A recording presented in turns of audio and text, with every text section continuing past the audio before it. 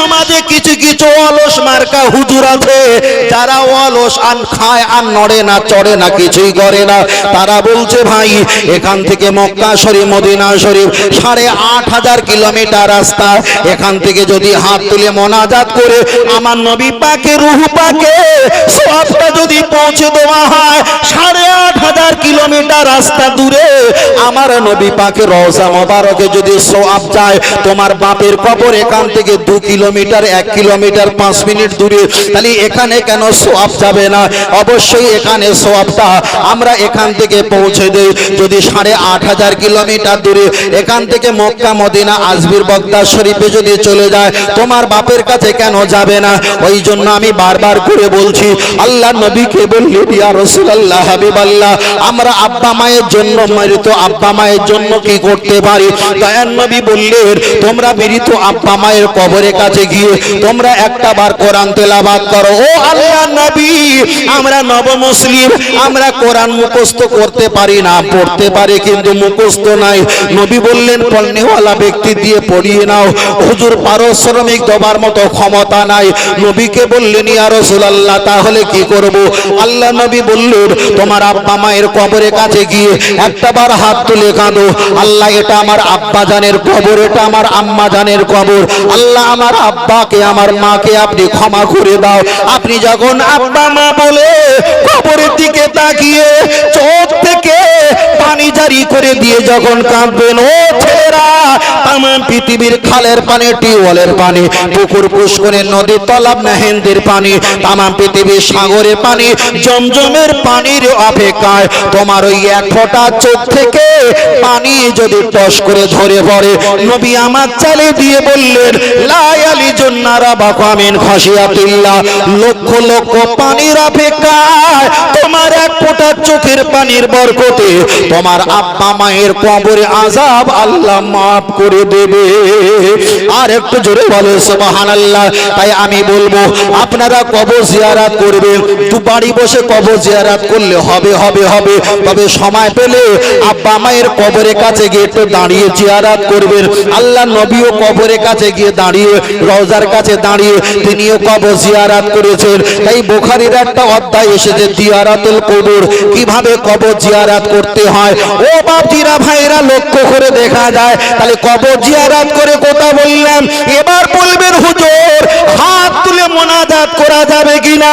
অবশ্যই হাত তুলে মোনাজাত করা যাবে। হাদিস শরীফে এসেছে আব্দুল্লাহ ইবনে মালিক রাদিয়াল্লাহু তাআলা আন উনি এক সময় বর্ণনা করলেন আমার দয়ার নবী সাহাবাদের নিয়ে যুদ্ধের ময়দানে যখন নামিয়ে দিচ্ছিল পাহাড়ের উপর দিয়ে, যুদ্ধের যুদ্ধে যখন চলে যাচ্ছিল, অসংখ্য সাহাবারা চলে যাচ্ছিল, আর কিছু সাহাবা আমরা নবীর সঙ্গে ছিলাম। আমার নবী ফরফায়া দাইহি হাতটা লম্বা করে তুলেছিলেন, এত পরিমাণ হাত তুলেছিল বগলের পরশ অঙ্গ চেহারা মোবারকটা আমরা দেখতে পেয়েছিলাম। তাহলে এখানে প্রমাণ হয়ে যায় আমার নবী হাত তুলে মোনাজাত করেছিলেন। জোরে বলেন আর একটু জোরে হবে না। এক সময় নবী আমার মসজিদে নববীতে আছেন, আবু বকর হুজুরকে সঙ্গে করে নিয়ে মসজিদের বারান্দায় একটু দূরে দাঁড়িয়ে দাঁড়িয়ে নবী আমার গল্প গুজব করে। সাহাবারা বললেন ও নবী সাহাবারা নামাজের সময় হয়ে গেছে, নবী কি নামাজ পড়তে আসবে না? একজন বলে খবরদার না, আমার নবী হলো আমাদের শিক্ষক, আমার দয়ার নবী যতক্ষণ না পর্যন্ত নিজের ইচ্ছায় না আসবে আমরা কেউ আমার নবীকে ডাকতে যাব না। নামাজের সময় হয়ে গেছে, আবু বকর দয়ার নবী আমার দাঁড়িয়ে দাঁড়িয়ে গল্প করে, মসজিদে নামাজের জন্য আসেন না। সাহাবীরা দীর্ঘ কোন সময় না সহ্য করে সাহাবীদের ভিতরে একজন হাত তুলে মোনাজাত করা শুরু করলেন। সমস্ত ব্যক্তিরা আমিন আমিন আমিন বলা শুরু করলেন। ওদের মোনাজাত চলছে। দয়ার নবী আমার আবু বকরকে সঙ্গে করে নিয়ে মসজিদের ভিতরে যখন প্রবেশ করে, আল্লাহ নবীকে বললেন ইয়া রাসূলুল্লাহ আপনি আর আমি একটু আড়ালে ছিলাম, আপনাকে আর আমাকে এরা না পেয়ে এরা দেখেন হাত তুলে মোনাজাত করছে, আপনি তো হাত তুলে মোনাজাত কখনো করেননি, কাউকে হাত তুলে মোনাজাত করার কথা আপনি বলেননি। আপনি আর আমি একটু আড়ালে থাকার বিনিময়ে হাত তুলে মোনাজাত করে একদিন আপনি চলে যাবেন, আমি চলে যাব। এরা ইসলামের ভিতরে বেদাতি কাজ আরো বেশি বেশি করবে। আল্লাহ নবীকে বললেন, ইয়া রাসূলুল্লাহ, আপনি একটা বার ডান হাতটা টেনে ফাঁকা করে দাও, আমি আবু বকর বাম হাতটা টেনে ফাঁকা করে দেই, এদের মোনাজাতটা ভঙ্গ করে দেই। দয়ার নবী বললেন, আবু বকর, আমি যা জানি, আমি যা দেখি, তুমি তাই দেখো না। আল্লাহ নবী ওদের ভিতরে গেলেন, মোনাজাতটা শেষ হয়ে গেল। নবী আমার বললেন, ও আমার সাহাবীরা, আমি কে, আমি কে? বললেন, ইয়া রাসূলুল্লাহ, আপনি হলেন আমাদের নবী, তবে আমি মুহাম্মদ সাল্লাল্লাহু আলাইহি ওয়াসাল্লাম কখনো হাত তুলে মোনাজাত করিনি, কাউকে হাত তুলে মোনাজাত করার ফতোয়া দেইনি। তোমরা কেন হাত তুলে মোনাজাত করছিলে? জবাব দাও। ওই দলের ভিতর দিয়ে আবু তালহা রাদিয়াল্লাহু তাআলা আনহু দাঁড়িয়ে উঠে বললেন, ফামাদাল ইয়া রাসূলুল্লাহ, আপনি হাত তুলে মোনাজাত করেননি, আমাদের হাত তুলে মোনাজাত করতে বলেননি, কথাটা ঠিক। আবু বকর যখন মোনাজাতটা ভঙ্গ করে দিতে চাইছিল, কেন আপনি আবু বকরকে ধমক দিলেন? জবাব দাও। আল্লাহ নবী বললেন, ও আমার সাহাবীরা, আমি হাত তুলে মোনাজাত করিনি, হাত তুলে মোনাজাত কাউকে করতে বলিনি। তোমরা যখন হাত তুলে মোনাজাত যখন করছিলে, আমি আসমানের দিকে তাকিয়ে দেখতে পেলাম তোমাদের দোনো আইডিয়া কোন দুটো হাতের উপরে আমার আল্লাহ রহমত ধরে ধরে পড়ছিল। আজ আমি মুহাম্মদ সাল্লাল্লাহু আলাইহি ওয়াসাল্লাম হাত তুলে মোনাজাত করিনি, কাউকে হাত তুলে মোনাজাত করতে বলিনি। তাহলে যে হাত তোলার বিনিময় আল্লাহ রহমত পড়ছে আমি দেখতে পেয়েছি, আজ থেকে আমি রাসূলুল্লাহ হাত তুলে মোনাজাতের পক্ষ হয়ে গেছি। আর একটু জোরে হবে না? কেউ যদি বলে যে রসুল মোনাজাত করেছে হাত তুলিনি, তখন আমাদের দলিল হবে রসুল হাত না তুললে হাত তুলে মোনাজাতের পক্ষ ছিল। যদি বলে না এমন কোন হাদিস নেই, পরের আমরা দলিল দেখাবো। যুদ্ধের ময়দানে সাহাবাদের ছেড়ে দিচ্ছিল, নামিয়ে দিচ্ছিল, কিছু সংখ্যক সাহাবীদের নিয়ে নবী হাত তুলে মোনাজাত করছিল। যদি বলে না এটাও হাদিস নেই, আমরা মুয়াত্তা বিন মালিক থেকে দেখাবো। তবে এগুলো তো করতে গেলে ভিতরে একটু মাল থাকা দরকার। কত বোঝেননি? আল্লাহ আমাদের কবুল করেন, বলেন আমিন। এটা তাকবীর না হারাই তাকবীর। ও বর্তমান যুবকেরা, চলে নাকি জামাতে চলে না? একটাবার আমি আপনাকে বোঝাতে চেয়েছি, হাত তুলে মোনাজাতের বিষয়টা আপনার কাছে একটা পরিষ্কার করে দিলাম। চলেন এবার আপনার কাছে ছোট করে আর একটা কথা বলা যাক। আমরা যখন কবরবাসীকে, আমরা যখন মৃত ব্যক্তিকে নিয়ে আমরা যখন কবরে চলে যাই, কবরে যাবার পর কবরে যাবার পরে আমরা কি করি? মৃত ব্যক্তিটা আমরাকে সইয়ে দিই, বিসমিল্লাহি আফিসাবিলিল্লাহি ওয়া আলা মিল্লাতি রাসূলুল্লাহ বলে। আমরা দেখা যায় কবরবাসীটাকে মাইয়েরটাকে আমরা কবরে শুইয়ে দেওয়া হয়, তারপরে আমরা উপরে পলিথিন কিংবা চাটাই দিয়ে কিংবা দেখা যায় কোনো একটা অপশন দিয়ে পাঁচ দিয়ে আমরা মাটি দেওয়া হয়। এবার আপনারা বলবেন, হুজুর আমরা অনেক বক্তার মুখে শুনেছি মৃত ব্যক্তি মারা গেলে ওদের মাটি দেওয়ার সময় নাকি বিসমিল্লাহির রহমানির রহিম বলে দাফন কাফনের সময় মাটি দিতে হবে, মিনহা খলাকনাকুম বলে মাটি দেওয়া যাবে না, এটা নাকি কোনো হাদিস কোরআনে নেই। ফের আমি বলছি, আমাদের শিক্ষক হলো আনা বয়স্ত মুআল্লিমান, আমাদের শিক্ষক হলো তাম পৃথিবীর শিক্ষকের শিক্ষক, সেটা আমার আপনার নবী। আল্লাহ নবীর একটা সন্তান ছিল, সন্তানটার নাম ছিল ইব্রাহিম। নবী দুনিয়ার জমিনে তখন হায়াতে ছিলেন, ছোট বাচ্চা ছেলে ইব্রাহিম দুনিয়া থেকে যখন বিদায় নিয়েছে, আল্লাহ নবী হাতের উপরে ছোট বাচ্চা ইব্রাহিমকে নিয়ে কবরের ভিতরে শুইয়ে দিয়ে দুটো হাত দিয়ে বিসমিল্লাহির রহমানির রহিম अल्लाह के नाम से शुरू करता हो जो बड़ा मेहरबान निहात रहम अलैहि उन्हें बिस्मिल्लाहिर रहमानिर रहीम पाठ करे मिनहा खलकनाकुम वाहिदा एक बार अफिहा नुईदुकुम दुई बार अबिनहा नुखरिजुकुम तारातान उखरा আমার নবী নিজের সন্তানের উপরে 3 লোকমা মাটি দিয়েছিল মিনহা খলাকনাকুম বলে তাহলে নবী বিসমিল্লাহ বলেছে মিনহা খলাকনাকুম বলেছে যারা বিসমিল্লাহ বলে মিনহা খলাকনাকুম বলে না ওরা অর্ধেক মেনেছে অর্ধেক বাদ দিয়েছে আমাদের ইমাম সাহেবরা বলে বিসমিল্লাহির রহমানির রহিম বলে মাটি ধরো আর মিনহা খলাকনাকুম বলে মাটি ছাড়ো তাহলে আমরা দুটো অপশন মেনেছি,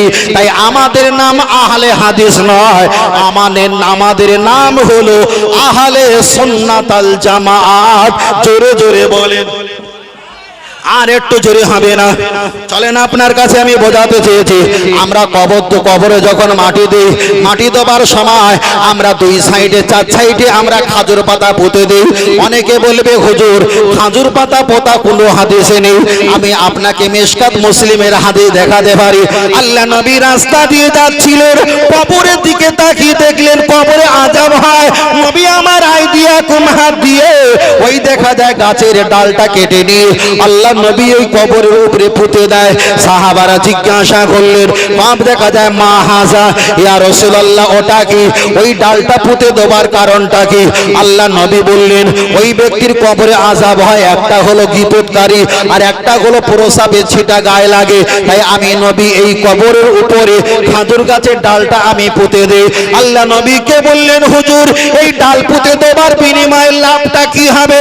নবী আমার একটা হাদিস বললেন, লারাবুল হাজারা ওয়া শাজারা ইউসাল্লুনা আলাইহা, আমি যে রাস্তা দিয়ে যাই ওই গাছগুলো ওই পাথরগুলো আমি রাসূল ইউসাল্লুনা আলাইহা আমার নামে জিকির করে সালাম দেয়।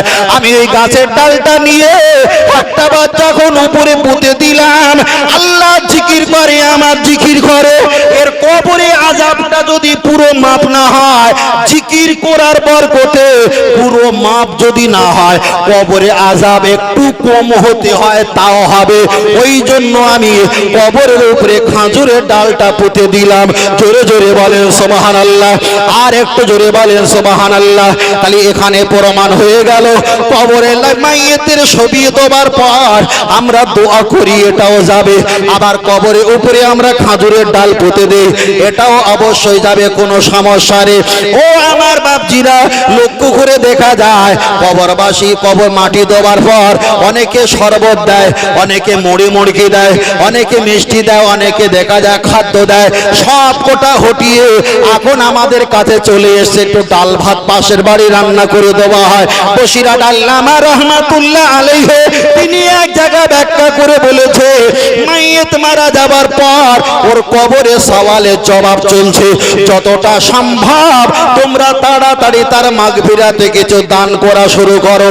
তাই দূর থেকে যারা মেহমান আসে ওদের জন্য পাশের পাড়ায় পাশের বাড়িতে আমরা মেহমানদারি করি। রাসূল বলেছেন, আত্মআমো, মানুষকে খাওয়ালে ওই খাওয়ানোর বরকতে আমার আল্লাহ কবরবাসীর কবরে শান্তি দান করে দেয়। আর একটু জোরে হবে না? তাহলে এখানে প্রমাণ হলো আমরা যা করি আমাদের সবকটা দলিল আছে। শুধু দলিল ৭১-এর দলিল না, জমু হুজুর বলে গেছে আমাদের দলিল হলো ১৫০০ বছর পূর্বেকার দলিল। আমাদের দলিলের রাহাবার হলো মুহাম্মদ সাল্লাল্লাহু আলাইহি ওয়াসাল্লাম। সময়ের দিকে তাকাই, ব্যস্ত তো চলে যাব, আবার ৯:৩০ বাজে, আধা ঘন্টা আছে। অসুবিধা নেই তো বাবু? অসুবিধা নেই তো? হ্যাঁ, তাহলে এটা তাকবীর দেই, নারে তাকবীর, আলহামদুলিল্লাহ। আল্লাহ প্রত্যক্ষ এই পর্যন্ত শুধু ব্যাখ্যা দিয়ে ভজিয়ে ভজিয়ে আপনাদের কাছে বলেছি। কোন ঘটনা জীবনী খুব ভালো করে বুঝবেন। বাক্য রচনা করলে বেশি নাম্বার হয়, কবিতা লিখলে বেশি নাম্বার পাওয়া যায় না। আর বাক্য রচনা করতে গেলে একটু কষ্ট হয়। চলে না গিয়ে যায়। ও আমার বাপজিরা, চলে না গিয়ে যাওয়া যায়। চলেন আপনার কাছে তাহলে মশলার কথা বলছিলাম, এবার আপনাদের কাছে বলি, আমরা দাড়ি রেখেছি, দাড়ি রাখা সুন্নাত না নফল? বাবাজি একটু জোরে বলেন, দাড়ি রাখা সুন্নাত না নফল? দাড়ি রাখা হলো সুন্নাত। আমি আপনাকে বলছি, পৃথিবীর কোন হাদিসে লেখা নেই যে দাড়ি রাখা সুন্নাত। বসিরাট আল্লামা রহমাতুল্লাহ তিনি ব্যাখ্যা করে বলেছেন, কেউ বলেছেন দাড়ি রাখা হলো ফরজ, আবার কেউ বলেছেন দাড়ি রাখা হলো ওয়াজিব। মানে ওয়াজিব আর ফরজ হলো ওটা একেবারে গায়ে গায়ে গায়ে গায়ে এক মুষ্টি নিচে যদি চুলটা লম্বা হয়ে থাকে, এটা কর্তান আপনি যখন কেটে দেবে এটাই হলো সুন্নাত। কিন্তু দাড়ি রাখা হলো ফরজ কিংবা ওয়াজিব। এত বছর ধরে দাড়ি রেখেছি, দাড়ির ফতোয়া মশলাও সব ভুল দিয়েছে। চলেন চলেন, আমরা মাথায় টুপি দেই, মাথায় টুপি দেওয়া হলো কি? একটু জোরে বলেন ভাই। মাথায় টুপি দেওয়া হলো সুন্নাত, অবশ্যই কথাটা ভালো, কিন্তু আমি একটু ঘুরিয়ে বলি, আল্লাহর নবী মাথায় কখনো খালি মাথায় একটা টুপি কখনো পরিনি। সাহাবারা মাথায় টুপি পরতেন, আবার কখনো মাথায় পাগড়ি দিতেন। তাই মাথায় যখন সেরেফ টুপি পরবে, কেউ কেউ বলেছেন ওটাই হলো সাহাবায়ে সুন্নাত। তাহলে খালি টুপি মাথায় দিলে ওটাই হবে সাহাবাদের সুন্নাত, আর টুপির উপরে পাগড়ি জোড়ালে এটা হবে নবিয়ানা সুন্নাত। নবী জীবনে খালি টুপি মাথায় দেয়নি, তাহলে সুন্নাত কিভাবে হয়? নবী যখন টুপি পরতেন, টুপির দেখা যায় পাগড়ির ভিতরে টুপি থাকতো, ওটাই ছিল সুন্নাত। কিন্তু সমাজে রাম রাম হুজুর কোনো ফতোয়া দিয়ে যাচ্ছে টুপি পরা হলো নবীর সুন্নাত, ঠিক না বেঠিক? আমার সে আব্বার খেয়াল আছে, আব্বা যুদ্ধ করবো 5 বছর পরে হলে আমাদের পক্ষে রায় আসবে। ও আমার ছেলেরা, জামান যুবকেরা গিয়ে চলে যাওয়া যায়। ফের আমি আপনাকে বলছি, আমরা টুপি পরি, অবশ্যই এটা ভালো ভালো ভালো, কিন্তু পাগড়ি বা টুপি পরা এটাই হলো সুন্নাত। অনেকে কাটা জামা পরে, যাকে বলে ফাড়া জামা, যাকে বলে ফাটা জামা মানে চেরা জামা পরে। অনেক বড় বড় ইমাম আলেম মুহাদ্দিস মুফাসসির তারা নাকি বুখারী শরীফ ঝুলে খায়, মানে বুখারী শরীফ তারা 24 ঘন্টা তেলাওয়াত করে, মতালা করে, কিন্তু তারা কি জানে না আল্লাহ নবী জীবনে কখনো কাটা জামা, ফাটা জামা, চেরা জামা পরিনি।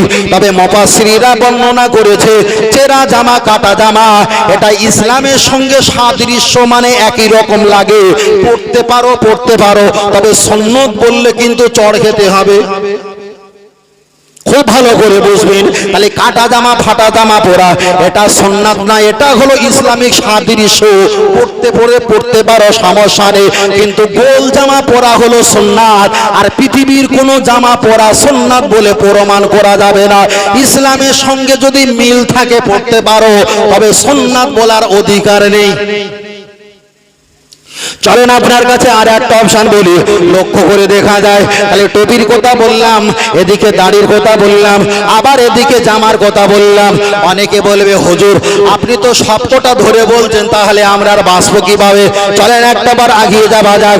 অনেক ছেলেরা আছে হরিকতি, আমলকি, বাড়া, অর্জুন, কালমেঘ, রজনী, বিমাল, তুলসী, শেখর, শান্তি, মোসাবি, দিলবার, চুটকি, রাকেশ, খৈনি, রাজা খৈনি, রাজা বাজার, শ্যামবাজার, শিয়ালদা, কলকাতা, কোচা খৈনি অনেকে খায়, ডোলাডলি করে ধুমধাম করে তালি মারে।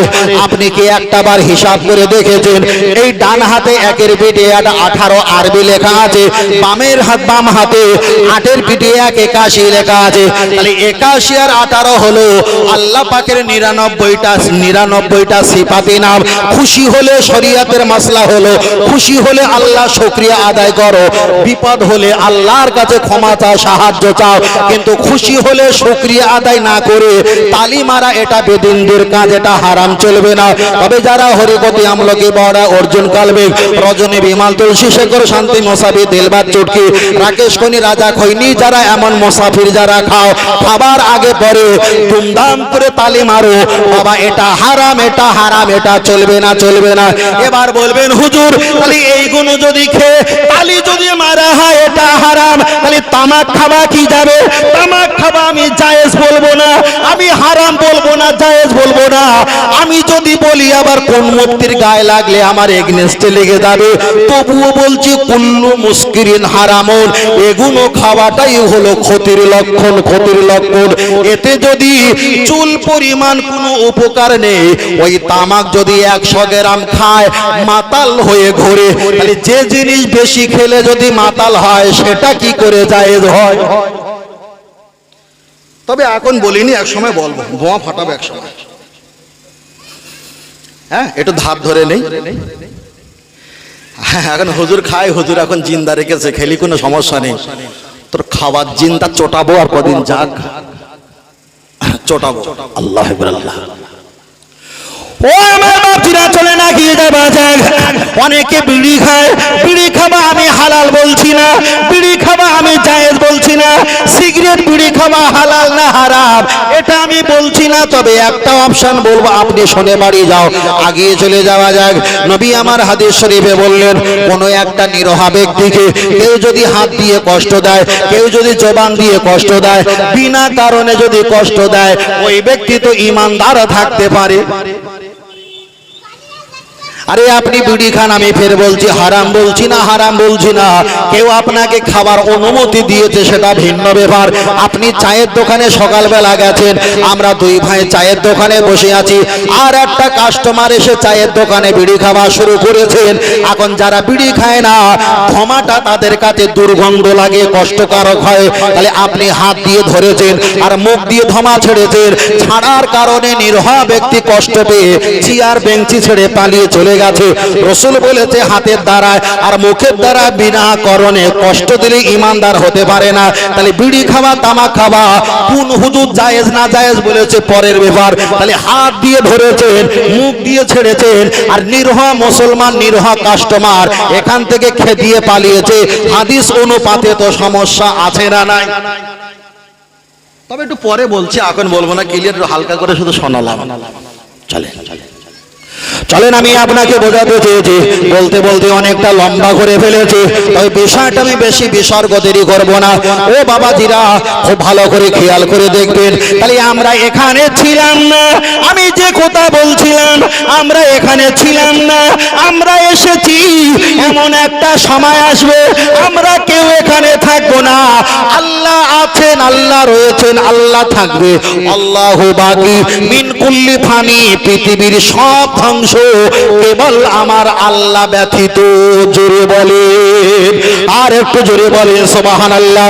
তবে আপনার কাছে আর একটা মশলার কথা বলা যাক। তাহলে কবরের বিষয়টা আমি আপনার কাছে বললাম, কবর জিয়ারতের কথা বললাম, খতম পড়া যাবে কিনা আপনার কাছে বললাম। চলেন এবার আপনার কাছে আর একটা কথা বলি। অনেকে যারা আখ বিক্রি করে, আখ বিক্রি করে অবশ্যই ভালো, অবশ্যই ভালো।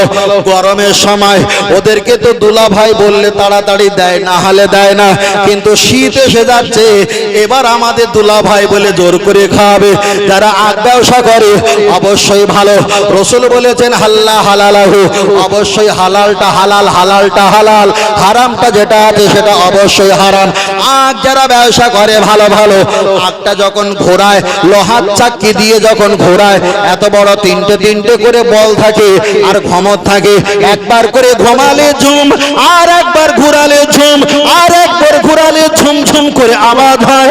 হাদিসটা মুহাম্মদ আল্লামা আব্দুল্লাহ ইসমাইল বিন বুখারী, বুখারী শরীফে বলেছে, মা কুল্লি দারসিন শাইতানু আকামা ক্বালা আলাইহিস সালাম। ওই ঝুমঝুমির আওয়াজটা হলো শয়তানের আওয়াজ। তাহলে আগের ব্যবসা হালাল, আর ঝুমঝুমির আওয়াজ দিয়ে কাস্টমারকে ডেকেছো, ওটাই হয়ে গেছে হারাম। চলেন চলেন ও আমার বাপজিরা, চলে না গিয়ে জামা যায়। অনেকে ছোট ছোট নাতি পোতা আছে, অনেকে দরদের আদরের নাতি আছে, পোতা আছে, ছেলে মেয়ে নাতি পোতা আছে। এখন দাদু ভাই নানো ভাই কি করেছে, কোমরে একটা বটফল দিয়েছে। বাচ্চা যত লাফালাফি করে বটফল ঝমঝম করে বাজে। আবার অনেক মায়েরা কি করে, ওরা ডান পায় বাম পায় একটা করে ঘুমর দিয়েছে, বাচ্চা যত হাঁটে ঝমঝমি করে আওয়াজ হয়। রাসূল বলছে ওটা হারাম, চলবে না। আবার চলে না গিয়ে যাওয়া যায়। অনেকে তুলো গাছে ইঁদুর লাগে, কাঠবিড়ালি লাগে, ফসল খেতে সবজি খেতে লাগে, দূর থেকে শামুক কিংবা হাঁড়ি দিয়ে টং টং করে আওয়াজ দেয়। না না, এ আওয়াজটা চলবে না। তাহলে তালির আওয়াজ যদি না চলে, এতগুলো ঝমঝমি বাদ্যযন্ত্র আওয়াজটা চলবে না। অনেক মায়েরা আছে হাতে চুড়ি পরে, চুড়ি পরা আমি হারাম বলতে পারবো না। স্টিনাল ফিস্টিল, হীরা জহরত কাঞ্চন মণি মুক্তা, আপনি চুড়ি পড়তে পারেন, একটা জায়গায় 10টা চুড়ি পরেন, সমস্যা নেই। কিন্তু নামাজ যখন পড়বে, চলাফেরা যখন করবে, তোমার এই চুড়ির আওয়াজ যদি ঝুমঝুম করে বাজে আর অপরিচিত ব্যক্তির কানে যদি চলে যায়, অবশ্যই আওয়াজটা হারাম হবে। একটু চেপে বললে, না বললে নয়, অনেকে তো বুঝতে পারবে না। হালকা করে চেপে বলি, রাত 2টোর সময় ভাবির চুড়ির আওয়াজ ননদের কানে আসে, এ এটাই তো শরিয়াতে হারাম, চলবে না। চলেন আপনার কাছে আর একটা অপশন বলি। আমার মায়েরা আছে, ওরা পায়ে নূপুর পরে, দুটো নূপুরে দুটো মুখ যদি এক জায়গায় করা হয়, তিন তিন করে 6টা বলদানা থাকে। হাঁটলে চললে সে দেখা যায়, দৌড়াদৌড়ি করলে, একটু কাজকর্ম করলে ঝুমঝুম করে আওয়াজ হয়। রাসূল বলেছেন ওটা হারাম, ওটা চলবে না। ও আমার বাপজিরা, আমি আপনাকে বোঝাতে চেয়েছি যেটা হারাম সেটা হারাম। তাহলে একটা শূকর যদি 50 কেজি হয়, শূকরের বাচ্চা যদি 5 কেজি হয়, বড়টা হারাম, ছোটটা হারামের বাচ্চা হারাম। একটা গরু যদি 100 কেজি ওজন হয়, আর গরুর বাচ্চা যদি 10 কেজি হয়, ওটা হালালের বাচ্চা হালাল। তাহলে একটা আখের দোকানে এত বড় ঘমর, বাচ্চার কোমরে এত বড় ঘমর, গরুর বাচ্চার গলায় এত বড় ঘমর, মায়েদের পায়ে নূপুরে এত বড় ঘমর। তাহলে বড়টা আখের দোকানে যদি হারাম হয়, মায়েদের পায়ে নূপুরের দানা ছোট, ওটাও তো হারামের বাচ্চা। আল্লাহ কবুল করেন, বলুন আমিন। আর একটু জোরে হবে না কি? আপনার নিস্তব্ধ মেরে গেছেন নাকি? নিস্তব্ধ হয়ে গেছে? তাই তকবীর না, আরে তকবীর। মনে হচ্ছে সংসার বেশিক্ষণ করা যাবে না, বাড়িবেলা দিয়ে হবে। আরে আমি এত ব্যস্ত মানুষ, ক্লান্ত মানুষ, তাও আমি আপনাদের কাছে আজ দিকে আছি, আর আপনারা ওলি হবে? তাহলে তকবীর, না আরে তকবীর। আর একটু জোরে বলেন না আরে তকবীর।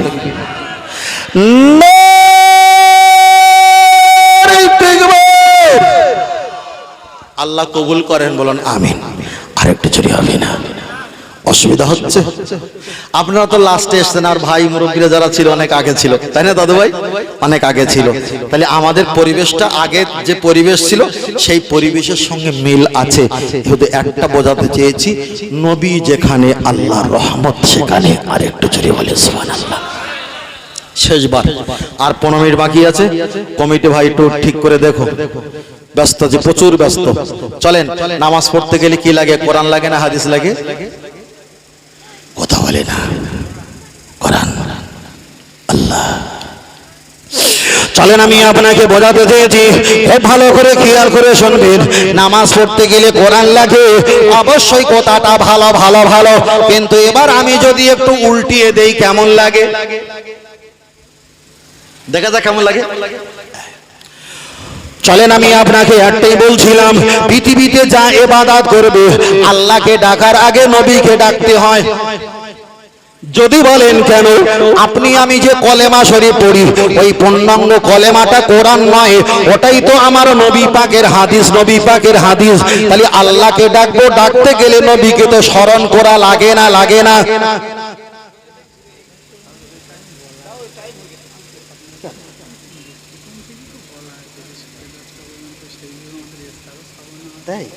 আমার তো খেয়াল নেই। ও, তাহলে আমার একটু বেশি করে দিয়েছো? তাই? ও হো হো, তা যাই হোক, তা সব ঠিক মতন আসতে বলো। তা আমি জানি হায়াত শেষ হয়ে গেছে, তাহলে এখন একটু রয়েছে, একটুখানি রেস। আমার খেয়াল নেই, সব খেয়াল থাকে না তো। হ্যাঁ হ্যাঁ, আলহামদুলিল্লাহ, সব খেয়াল থাকে না। তার কারণ জানি, সবাই জানি আমাদের ইন্ডিয়ায় প্রথমে একটু ডাল দেয়, তারপরে একটু মাছ ভাজা, ডিম ভাজা, একটু আলু ভাজা দেয়। সবজি থাকলে 3 বার বাড়ি মারবে, দোবো দোবো, যাতে গোশ কম খায়। কিন্তু আবার বাংলাদেশে আলাদা নিয়ম, প্রথমে না যা আছে থাক, অসুবিধা নেই। আর বাংলাদেশে প্রথমে একটু গোশ দেয়, এটা ওটা সব দেয়, লাস্টে আলু ভাজি রয়েছে, চিমটি কাটতে পারো তো পারো, না দূর করে ছেড়ে দাও। তাহলে ওরা ভালো মন্দটা আগে খেয়ে নেয়, লাস্টে আলু ভাজি পড়ে থাকলো। কিন্তু আমাদের ইন্ডিয়ায় কি অনেক কিছু খাওয়াবে, গোশ কিন্তু লুকিয়ে রাখবে, পরে দেবে শত লাস্টে। আজ থেকে 20 বছর আগে বাটির তলায় 3টে করে আলু থাকতো, আর উপরে 2 পিস করে গোশ থাকতো, ঠিক না বেটি? সে যুগ নেই, আল্লাহ পরিবর্তন করে দিয়েছেন, বলে আলহামদুলিল্লাহ। কেন? মানুষের তখন অভাব ছিল, কি অভাব ছিল? আল্লাহু আকবার, আল্লাহ। সুখের সময় বাপ মা অনেকে দেখতে পায়নি, কিন্তু দুঃখের সময় অনেক স্বপ্ন বেঁধেছিল, কিন্তু সুখের সময় দুনিয়া থেকে বিদায় নিয়ে চলে গেছে। তারা যদি আজকে আমাদের ঘর বাড়ি, টাকা পয়সা, আমাদের অর্থ সম্পদ, পোশাক আশাক দেখতেন, নাতিপোতা দেখতেন, ও এত খুশি হতেন, যা পৃথিবীর সম্পদের চাইতে বড় খুশি হতেন। সুখের সময় তারা চলে গেছে, আল্লাহ তাদেরকে যেন ক্ষমা করে দেয়, বলেন আমিন। আল্লাহ তাদেরকে যেন মাফ করে দেন, বলুন আল্লাহুম্মা আমিন।